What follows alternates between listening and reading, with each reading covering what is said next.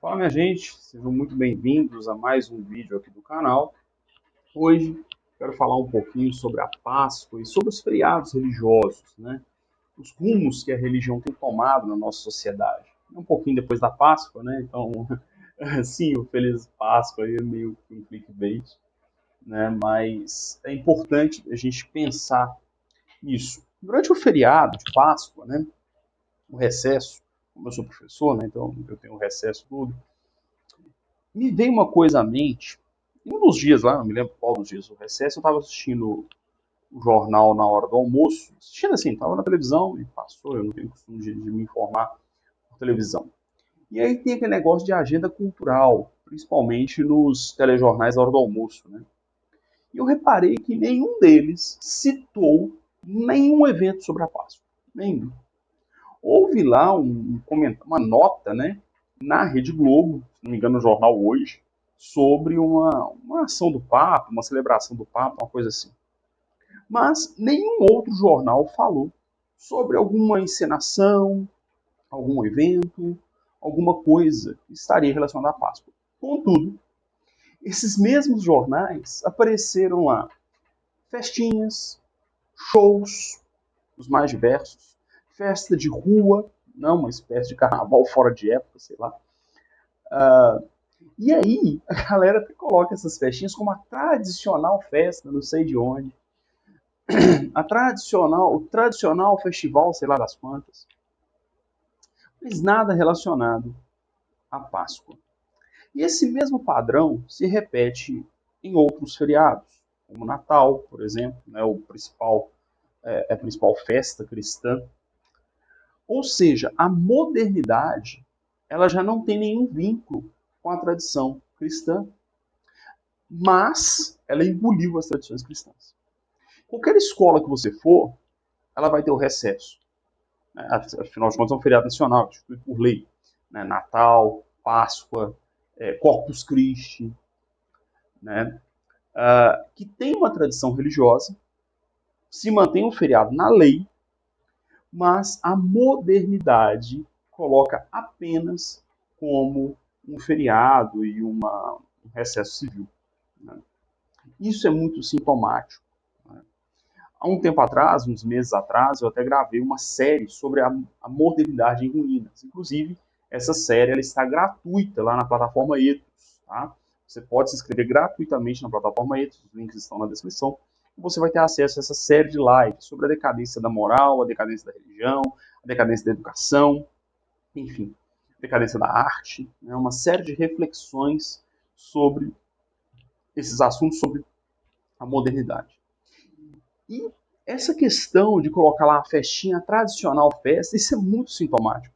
Porque as pessoas têm ideia do que seja tradição. Gente, tradição é aquilo que vem de longa data, que tem um fundamento sólido, tem uma razão sólida, né? Relevante para existir. Não é um negócio que se formou em 3, 4, 5 anos que seja. Não. Uma tradição de família é no mínimo 3 gerações. O meu avô passou para o meu pai, que passou para mim. No mínimo. No mínimo. Geralmente o que a gente chama de tradição de família está lá atrás. Ah, Marcelo, é tradição de família de almoçar. Isso não é bem uma tradição. Tá? Isso é um costume familiar. Tudo bem? O que caracteriza a tradição é o que tem um longo período, décadas, séculos, e que tem um fundamento firme, sólido, real, ligado à realidade da vida das pessoas. Isso sim é uma tradição. E aí, obviamente, uma tradição terá um cunho religioso ou até mesmo uma natureza civil, mas que no fundo tem uma relevância religiosa. Um fundamento que transcende, um fundamento que é maior que as coisas efêmeras do dia a dia. Isso é a tradição. E quando a gente olha esses feriados, final do ano, inclusive, muita gente não usa mais Feliz Natal, usa Boas Festas, exatamente para romper essa característica religiosa. Não se usa mais, né? Que Deus abençoe, vai com Deus. Não se usa isso mais. Se usa apenas Boas Festas, né? Só. Isso é a busca pela ruptura com a religião. a busca pela ruptura com o sagrado, com aquilo que é eterno.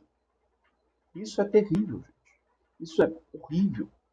Porque nós percebemos nisso a própria revolta do homem moderno com aquilo que é sólido, com aquilo que é eterno, com aquilo que é maior do que ele.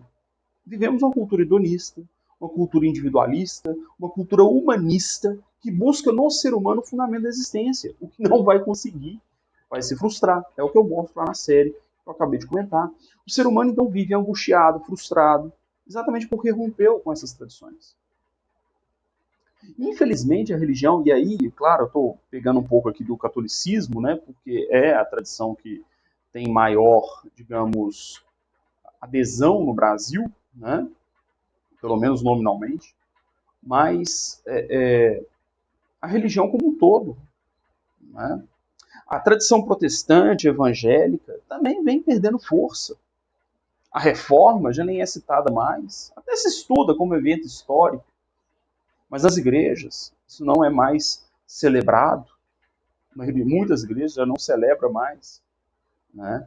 E essa ideia, e aí os católicos têm razão ao criticar os protestantes, essa ideia de que a gente rejeita os simbolismos, rejeita a própria tradição e fica nesse discurso, não, o que vale é só a Bíblia, o que vale é o que Deus está fazendo agora. Sim, é o que Deus está fazendo agora. Mas nós temos que lembrar que a história da igreja nos trouxe até aqui. A história do cristianismo nos trouxe até aqui. A própria morte de Cristo é um evento histórico. Né? Então a gente não pode perder isso de vista. As nossas doutrinas, as nossas percepções de mundo precisam estar pautadas nessas coisas sólidas, firmes, perenes. Né? E se nós abrirmos mão disso, daí a pouco estamos vivendo uma religião civil. Uma religião sem fundamento eterno. Isso que é a ideia de religião civil. Né? Você tem valores que meramente estão fundados numa história, né, de poucos anos atrás, de formação da sociedade, formação do Estado. Isso que é a religião civil. E aí, quando nós vemos as festas religiosas sendo engolidas por aquilo que é efêmero, por aquilo que é social, por aquilo que é humano, por aquilo que é histórico, isso é um sintoma disso. Tá?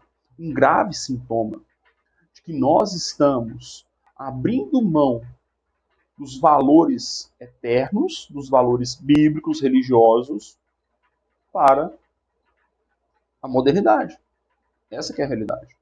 É claro, gente, que eu não estou aqui, você nem é evangélico mais. Não, é claro que eu sei que e aí aqui não é a intenção desse vídeo criticar a forma com que é feita a celebração da Páscoa. Não é esse o objetivo.